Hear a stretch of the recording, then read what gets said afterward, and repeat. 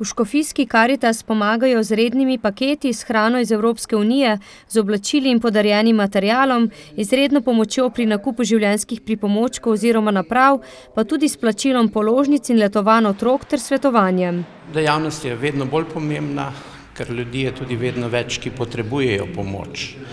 Ne samo materialno pomoč, ampak velikokrat rabijo čas, ki se nekdo njim posveti na poseben način, da se vzame čas. Konec leta so zaznamovale dejavnosti povezane z begunci.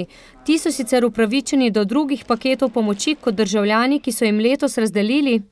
Do novembra 3200 paketov s hrano. Dodatno poleg teh paketov smo razdelili tudi 82 ton evropske hrane. Skupno z donirano hrano smo razdelili okoli 160 ton. Kar je v primerjavi z lani precej več. Donirane hrane je bilo letos največ v vseh letih.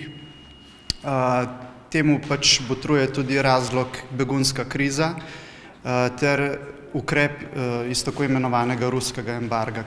Iz katerega so prejeli 21 ton jabolk. Sicer pa morajo včasih ljudi potrebne pomoči najti, pravi predsednik. Če človek vidi, v kakšnih razmerah nekdo živi, kako težko recimo živi, je pa res to potrebno jih tudi odkriti. Brez prostovoljcev, ki pomagajo, čeprav dostikrat slišijo kakšno pikro na svoj račun, Karitas ne bi zmogla.